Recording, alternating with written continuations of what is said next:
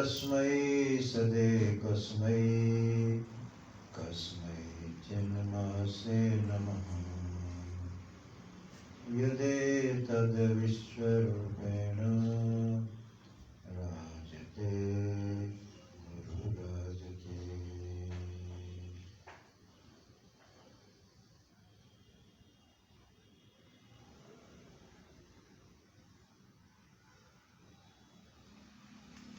हमने अब बात करनी शुरू करते हैं, तो हमने प्रार्थना की।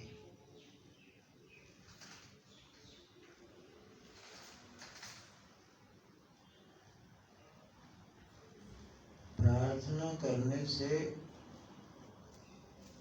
जितना मंगलमय, आनंदमय शक्य है वो सब प्रकट हो जाता है।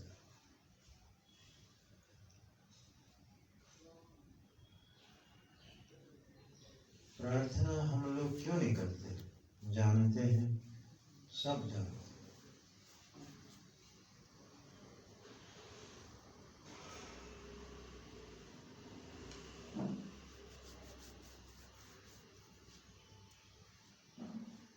हमारे सनातन धर्म के जितने भी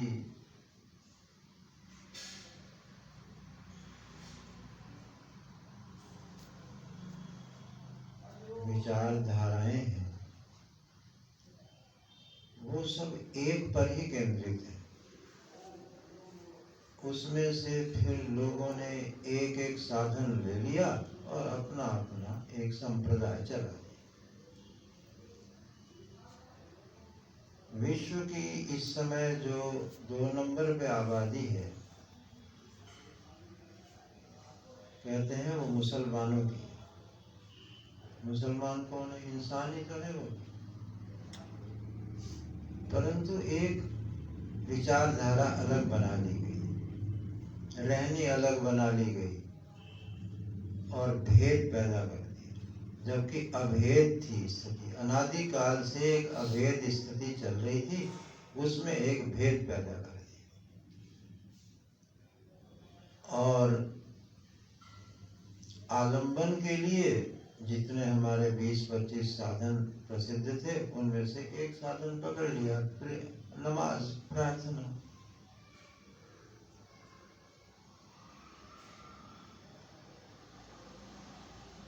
उसी तरह की एक टाइप की और एक भेद बना दिया लोगों ने, वो है ईसाई धर्म। उनके पास भी देखा कि कुछ नहीं हो सकता, तो उन्होंने भी प्रेयर बना ली। कोई ऐसा संप्रदाय नहीं है जिसमें प्रार्थना न हो। कोई ऐसी विचारधारा नहीं है जहां प्रार्थना न हो।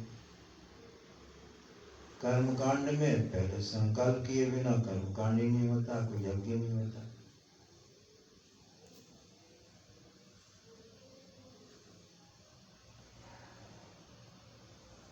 और आजकल लोग एक तीसरी शाखा निकल गई कि पाश्चात्य वालों के, उन्होंने चेतन को कर दिया अलग, एक नई भेद सृष्टि बना ली। तोड़ फोड़ मची हुई है, बस तोड़ फोड़। होना चाहिए इस अनेकता में एक का अनुभव करना। लोगों ने एक में अनेकता फैला, उससे सब लोग भ्रमित हो गए। अब आप देख लो कि सबसे सुलभ पहले ही बच्चों को स्कूल में प्रार्थना कराई जाती है। माने बच्चा भी कर सकता है, इसका मतलब ये है।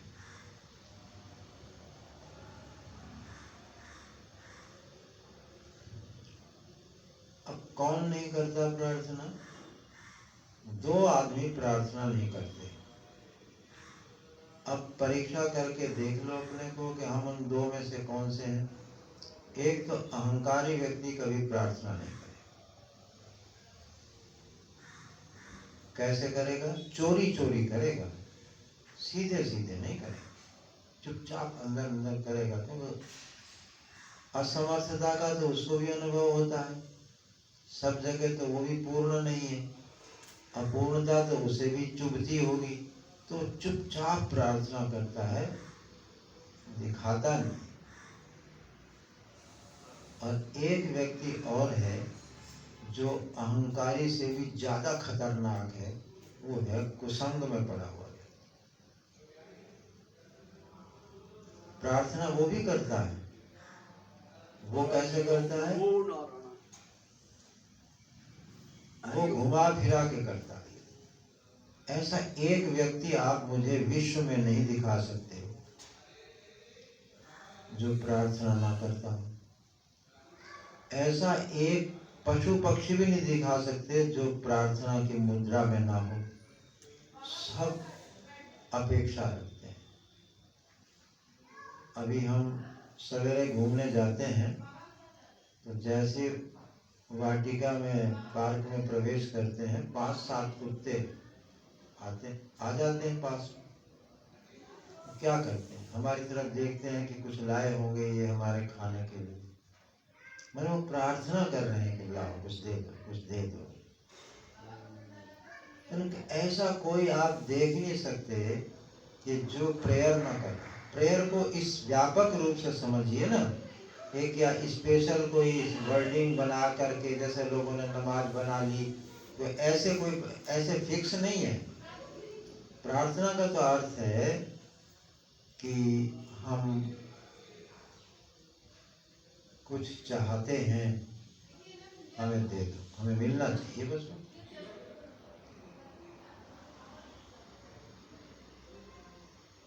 साधु लोग हैं, उन्हें ज्ञान चाहिए, ब्रह्म विद्या चाहिए, वो गुरुओं के पास जाते हैं कि हमें ब्रह्म विद्या चाहिए।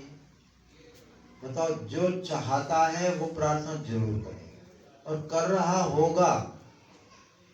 ध्यान दो, बस सिर्फ इतना है।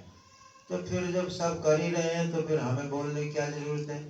सिर्फ उसको व्यवस्थित करने की, उस पर ध्यान दिलाने की जरूरत है कि तुम अगर उसे ठीक से कर लो तो तुम्हें भटकने और धक्के खाने से तुम्हारी रक्षा हो जाएगी। और कुछ नई बात नहीं खुदा है, तुम्हारे जीवन की चीज है, चली आ रही। अब बाकी जो साधन है वो बाद में थोपे गए हैं। आप जप कर लो, तप कर लो, और ज्ञान योग, ध्यान योग सब, परंतु मूल साधन जो हमारे साथ में हमारा आया हुआ है वो है प्रार्थना। हम कुछ नहीं जानते हैं तो इच्छा होती है कि हम जाने, तो जाने तो फिर प्रार्थना करें। प्रार्थना निकलती है, भगवान इसका मुझे पता हो, क्योंकि इसका पता मुझे नहीं है, होना चाहिए। तो इस तरह से, और जो परमात्मा है उसको भी सब मानते हैं। वो यूं नहीं कहेंगे हम राम को नहीं मानते, कृष्ण को नहीं मानते, कोई ईश्वर होता ही नहीं है, ये सब कहते हैं। वो मानते सब हैं, क्योंकि वो मूल में खुद परमात्मा है। वो मना कैसे कर सकते हैं? वो ऐसे कहते हैं कि पॉजिटिव थिंकिंग करो जी। पॉजिटिव थिंकिंग क्या होता है? किसके सामने करोगे पॉजिटिव थिंकिंग? और वो कैसे कामयाब होगा? उसको विज्ञान बताएंगे, ये ऐसे ऐसे ऐसे ऐसे करने से ऐसी तरंगें निकलती हैं, ये होता है, उसका विज्ञान बताएंगे, करेंगे वो भी वही। तो क्या है कि रूप अलग अलग हैं, परंतु ये प्रार्थना सर्वत्र व्यापक है। अब ऐसा जो व्यापक साधन है, जीवन के साथ जुड़ा हुआ है, उसको फिर व्यवस्थित रूप से कर लेना चाहिए। और जो ये दो बाधाएं हैं, भयंकर कुसंग, इसके जैसा तो मैं अभी तक कोई दूसरा खतरनाक चीज मैं नहीं माना। जिसकी बुद्धि खराब करनी हो उसे कुसंग दे दीजिए, बस हो गया, हो गया हमेशा के लिए। आप कहो कि हम तो सत्संग रोज करते हैं तो कुसंग से हम बच जाएंगे, बिल्कुल नहीं बच सकते, क्योंकि सत्संग कुसंग को पोस्टपोन करता है, मिटाता नहीं है, उसे हटाता है। थोड़ी देर के लिए आपको लगेगा कि हम बच गए, परंतु जो आपके अंदर संस्कार पड़े हुए हैं ना, वो फिर निकल आए। जैसे हम जल की काई को हटाते हैं, फिर थोड़ी देर बाद फिर छा जाती।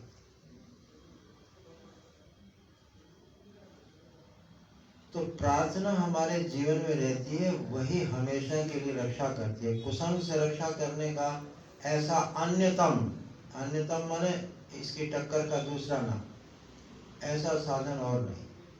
कुसंग से, जो सबसे ज्यादा खतरनाक सृष्टि में चीज है, उसको मिटाने का जो सीधा डायरेक्ट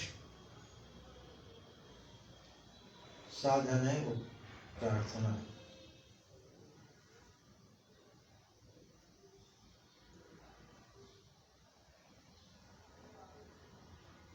चलते हुए भी कर सकते हैं, बैठे हुए भी कर सकते हैं, सोते हुए भी कर सकते हैं, बीमारी अवस्था में भी कर सकते हैं। कोई शर्त नहीं है, कोई कंडीशन नहीं है। कितना सुलभ है।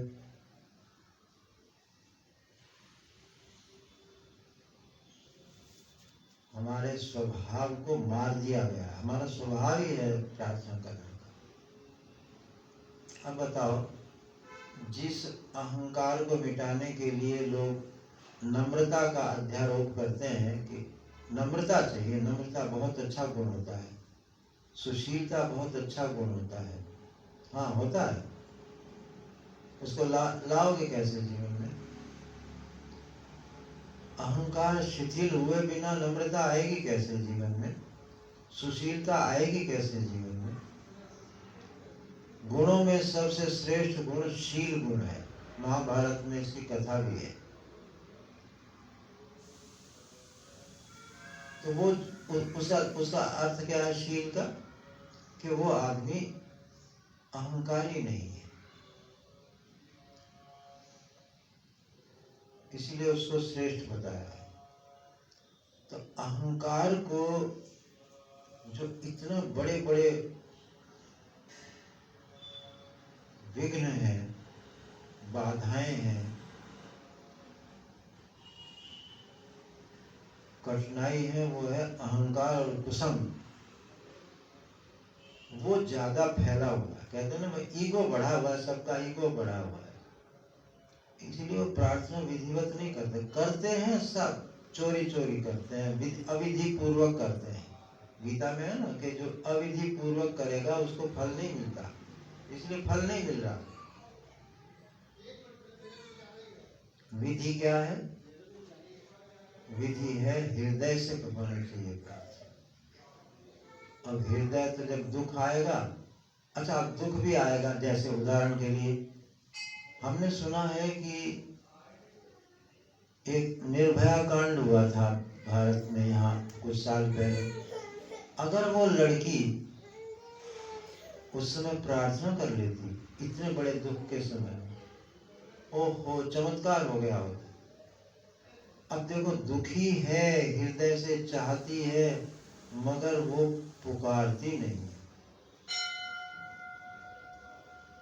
चाहती है पर उसको आता नहीं कि मैं कैसे उस चाह को पूरा करूं। उस चाह को पूरा करने का उपाय प्रार्थना। तो उससे प्रार्थना अगर निकल जाती कि वहां इतने उस बस में जहां भी वो संकट में थी, तो ऐसी परिस्थिति बदल जाती वहां कि कमाल हो जाती। एक मैंने सुना है कि प्रज्ञा ठाकुर है मध्य प्रदेश में, उसको कांग्रेस ने आरोप लगा के जेल में बंद कर दिया और उस पर खूब इतना मारा, इतना टॉर्चर किया कि हड्डियां सब तोड़ दी बेचारे की, व्हील पे चलती है। अब बताओ, अगर वो वहां इसमें न रहती कि मैं बिल्कुल अपने सत्य पर अडिग हूँ, फलाना हूँ, अगर वहां उस समय अपनी असमर्थता को देखते हुए अगर प्रेयर कर लेती, तो निश्चित रूप से संविधान ही बदल जाता। इतने प्रार्थना के ऐसे ऐसे गजब के उपाय हैं कि मैंने तो संविधान बदलते देखा। गवर्नमेंट बदलते देखिए।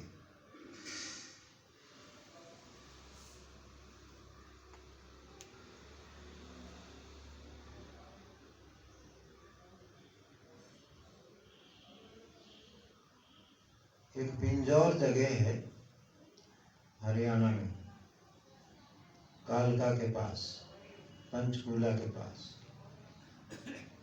वहाँ एक राम स्वरूप जी हैं शर्मा। मुझे अपनी कुटिया बनानी थी, तो उसके लिए मैं उसकी दुकान पे कुछ सामान लेने गया। मैं उसे 2000 रुपया पेशगी दे के सामान बुक करा के आ गया। उसने सामान नहीं भेजा।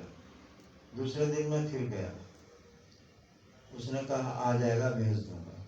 1 हफ्ते के बाद मैं फिर गया, तो वहाँ पर उसकी पत्नी बैठी हुई थी दुकान। तो मैंने कहा भाई क्या, क्यों परेशान कर रहे हो? उसने हाथ जोड़ के मुझसे ये कहा कि स्वामी जी 6 दिन से बहनी नहीं हुई और हम आपके 2000 भी खर्च कर गए। आप थोड़ा कृपा करो, धैर्य रखो, हम हो जाएगा, कर देंगे। अब देखो, आना तो चाहिए था, मुझे गुस्सा आ गई, दया। मैंने उससे कहा तुमको मैं कोई उपाय बता दूं?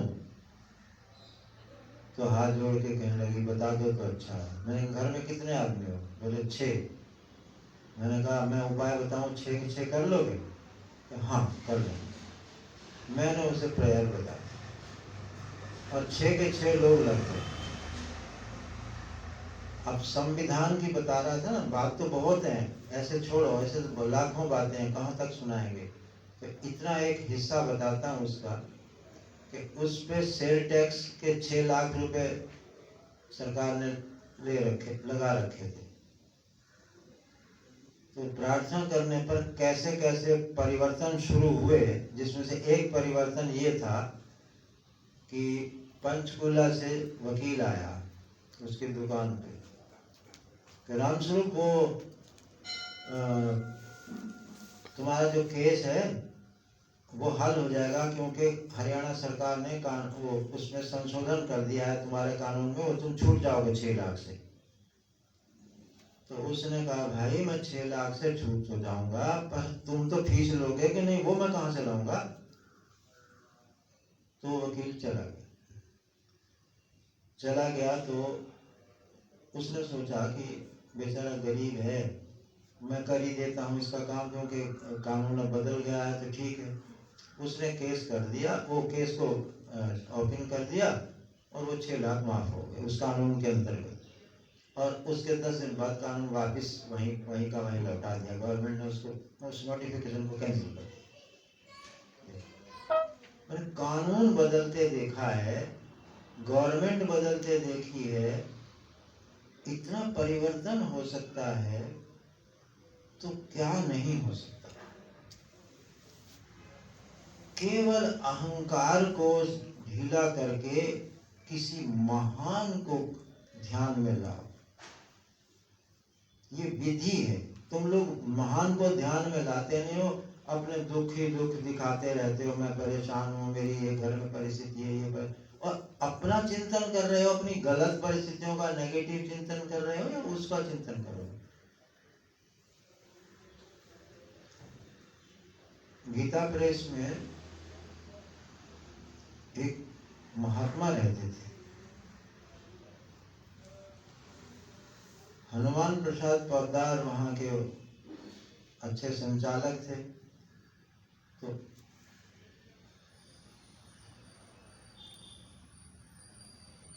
उनकी एक पुस्तक है छपी हुई गीता प्रेस से, सत्संग सुधा।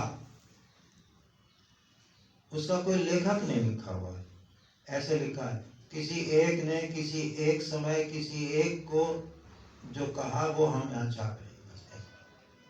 उसका नाम नहीं छपने दिया कि कौन है, किसने कहा।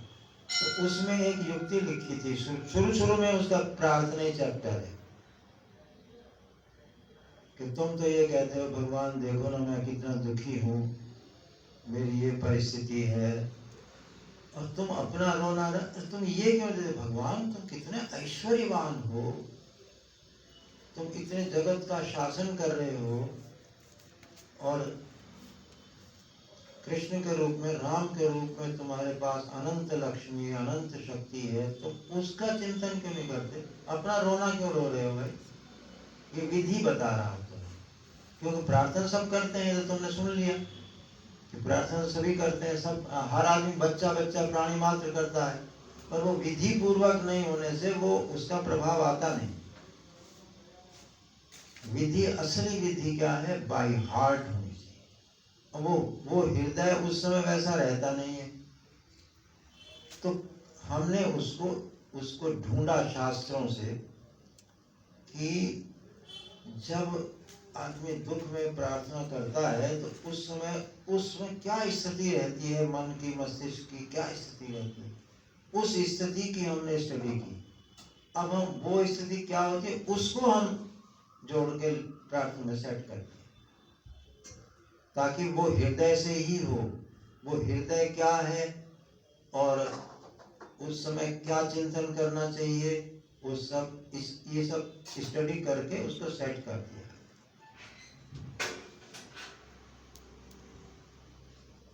तो अगर तुम अहंकार से ग्रस्त हो, देखो मैं तुम्हें सही लक्षण बता रहा हूँ। जो कहता है ना बहुत बार बार हाथ जोड़ता है और नम्रता से बात करता है, मीठी बात करता है, आप उसे ये मत समझना कि उसमें अहंकार नहीं है।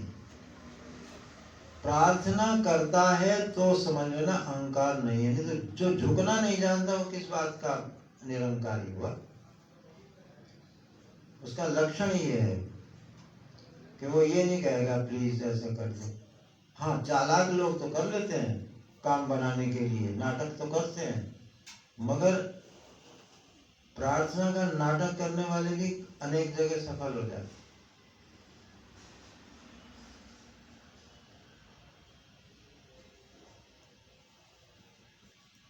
और कुसंग,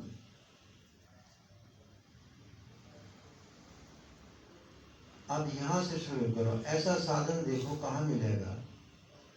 अगर आपको अहंकार सता रहा है या चुपचाप गुप्त अहंकार है, सुप्त अहंकार भी होता है किसी किसी, शरणागति में भी सूक्ष्म अहंकार होता ही है। अगर अहंकार है और वो उदार अवस्था में है और कुसंग में सब रह ही रहे हैं, देख लो टेलीविजन भयंकर कुसंग, वहां से शिक्षा, जितने स्कूल है सब जगह कुसंग, सब विपरीत शिक्षा दी जा रही है, सब विपरीत बुद्धि बढ़ाई जा रही है। सब जितने बाजार हैं सब में कुसंग, यूट्यूब देख लो, व्हाट्सएप देख लो, सब कुसंग। पहले लोग शास्त्र पढ़ा करते थे, आजकल सुबह उठते अखबार पढ़ते हैं।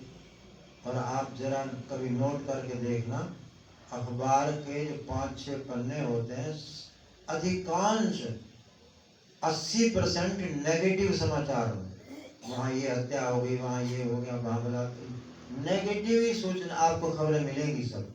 अब पहले उठ के नेगेटिव थिंकिंग शुरू कर दिया अखबार पढ़ते।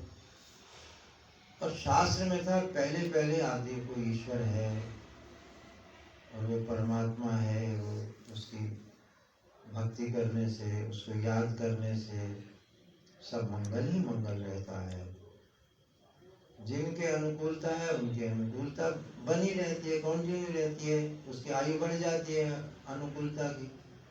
और जिनकी प्रतिकूलता है और प्रतिकूलता बनाई हुई होती है अपनी, अर्थात हमारी अकल खराब है तो अकल हमारी ठीक होने लगती है और प्रतिकूलता जाने लगती है। तो कुसंग से बचने का अगर कोई इमीडिएट साधन है, एक ही प्रार्थना से ऐसे बादल छंट जाएंगे कि तुम देख ले। सिर्फ एक हल्की सी प्रार्थना और विधि के अनुसार चेतन को छू लो और देखो फिर क्या होता है चमत्कार। एक बात पूछूं आपसे जी। मन चित्त अहंकार तो अंदर हमारे है ही है। हाँ। ये कैसे उत्पन्न होता है? अच्छा, अभी कल मैंने कथा सुना दी थी। हाँ।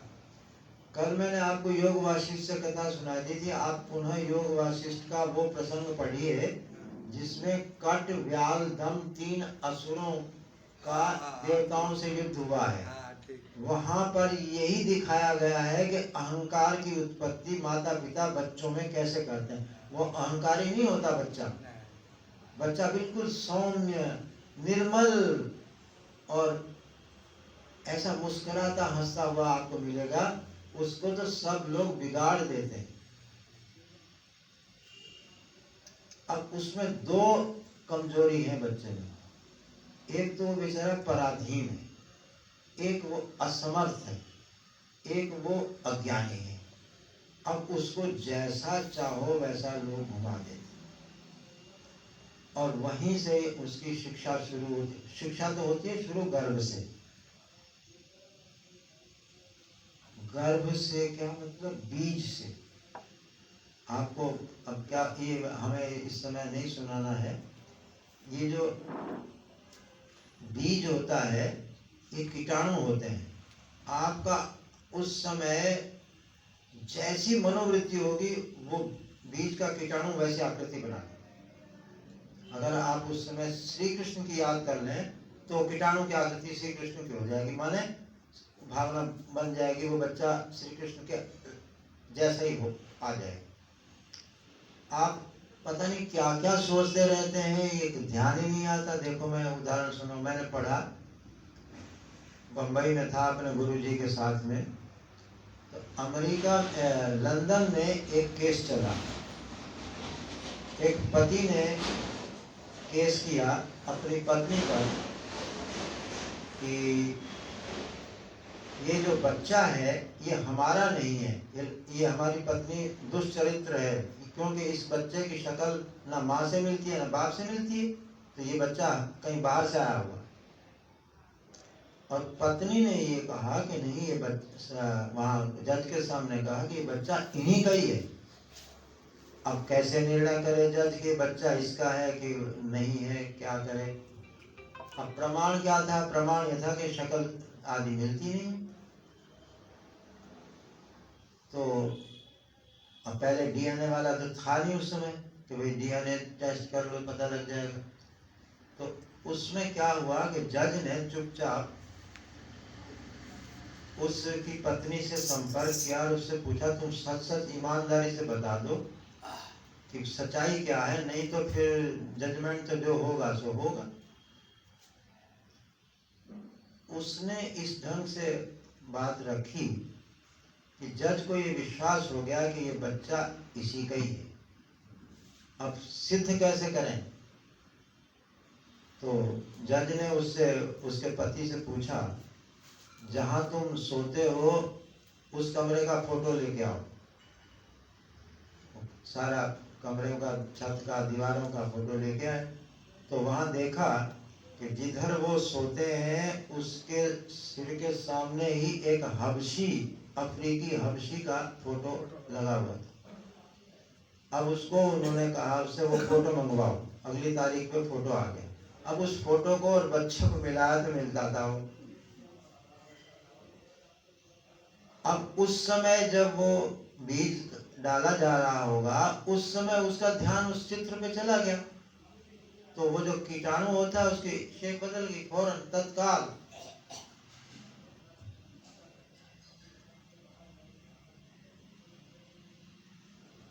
आपको पता है श्री कृष्ण को गर्भ में ज्ञान करा दिया गया था। आप भागवत का 10वां स्कंद पढ़िए, 3रा अध्याय, 10वें स्कंद के 3रे अध्याय में ही जब श्री कृष्ण का जन्म होने वाला था उसके पहले आप पढ़िए, उसमें लिखा है कि ब्रह्मा आदि सब देवताएं आए, देवता लोग वहां आए और उन्होंने गर्भ स्तुति की। गर्भ स्तुति के नाम से प्रसिद्ध है। अब गर्भ की स्तुति कर रहे हैं। गर्भ की स्तुति का क्या अर्थ होता है? तो गर्भ की स्तुति करता है क्या?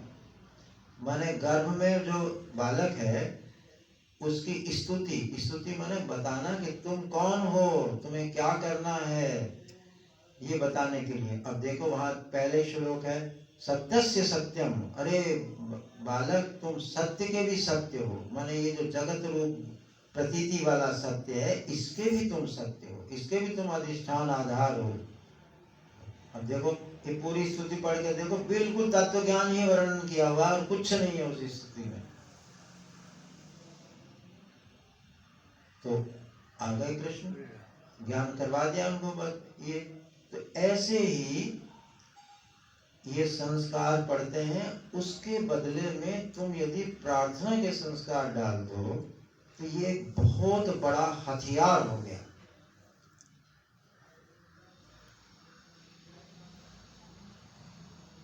अब समस्या की महानता मुझे मत बताना, जैसे मैंने उस दिन बताया था कि भर्तृहरि कहते हैं कि मोह की महिमा बहुत गहन है, ईश्वर की महिमा भी फीकी पड़ रही है।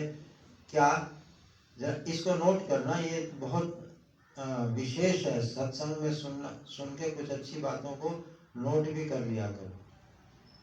अजानन महात्म्यम पततु शलभो दीप दहने।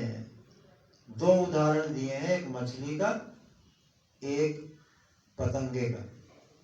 पतंगा जानता नहीं है कि दीपक पर जाऊंगा मैं जल के मर जाऊं। वो उसके रूप पर आकृष्ट होकर के दीपक की तरफ जाता है और वो उसमें पंख उसके जल जाते हैं और मर जाता है चटपटा।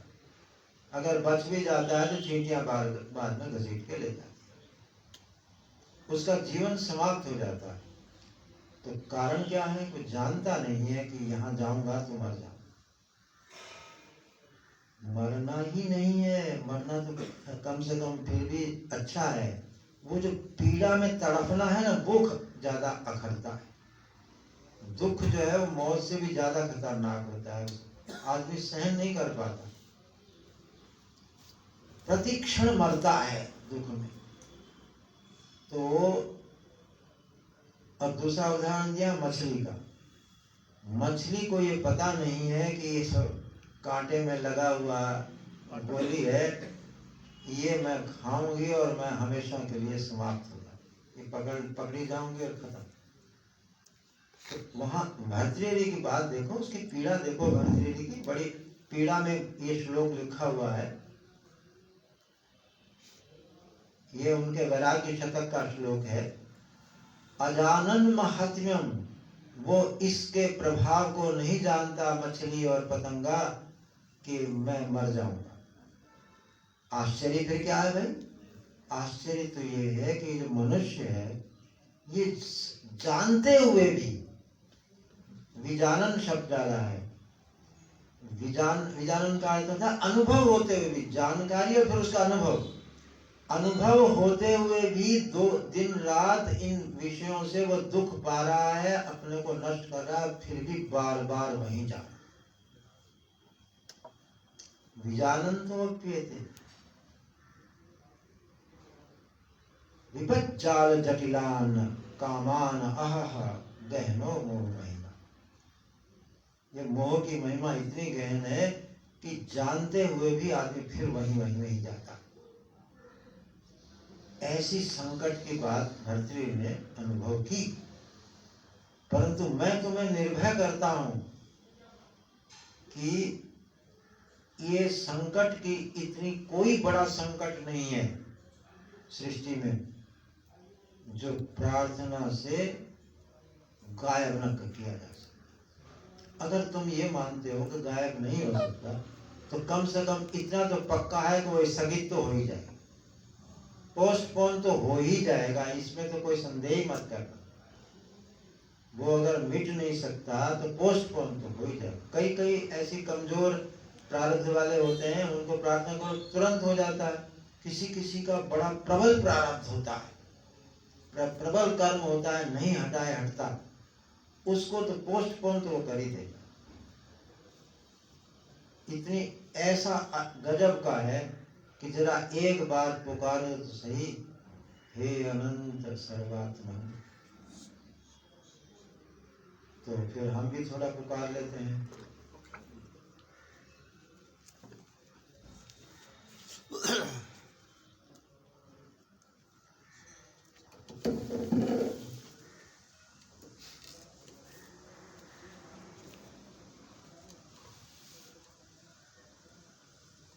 जो शब्द तुम मुंह से बोलो उसके अर्थ को जरा हृदय में महसूस करो। फिर देखो प्रार्थना की विधि यहीं से सीखोगे तो गजब होगा, नहीं तो वैसे तो शब्द हैं। टेप रिकॉर्डर में अगर हम इस प्रार्थना को भर के चला दें तो टेप रिकॉर्डर का कल्याण तो हो ही जाता होगा ना, वो तो बार बार बोलता रहता है बेचारा, नहीं होगा। ऐसे निष्प्राण नहीं काम कर, शब्द नहीं काम करते, शब्द का जो है अर्थ काम करता है, वहां आपका अनुभव काम करता है। जप में भी योग दर्शन ने कहा है कि आप ओम का जप करिए, मगर उसके अर्थ की भावना के साथ में, तब काम करेगा, वरना नहीं करेगा। तो अब शब्द बोलिए और उसको अंदर महसूस कीजिए। हे अनंत अद्वय आनंद स्वरूप सर्वस्व प्राज्ञ हम।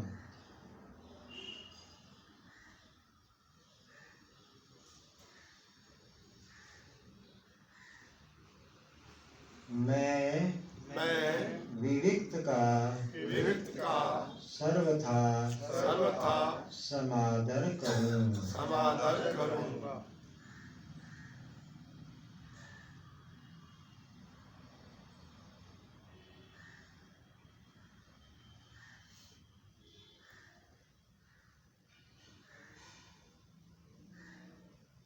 हे सर्व योग क्षेम प्रदाता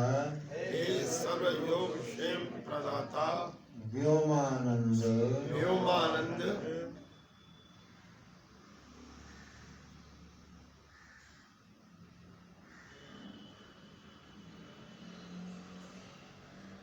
दस बज के 28 यह जीवन परस्पर सद्भाव से युक्त स्वस्थ संपन्न और सर्वतः सुरक्षित रहे।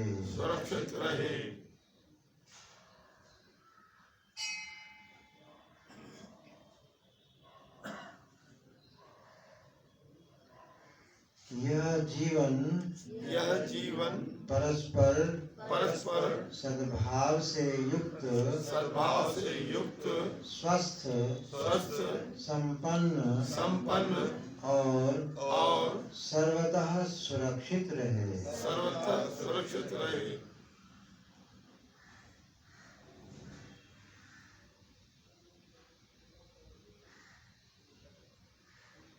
सर्वात्म भाव पूर्वक अनंत जागृति से युक्त रहे।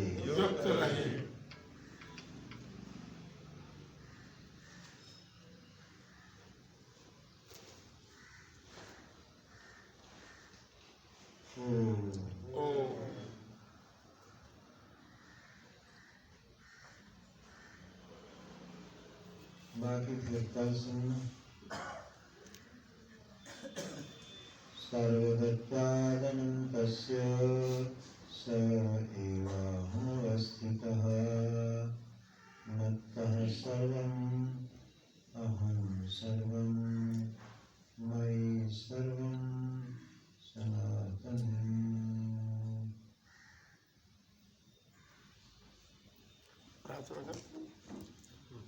तन मन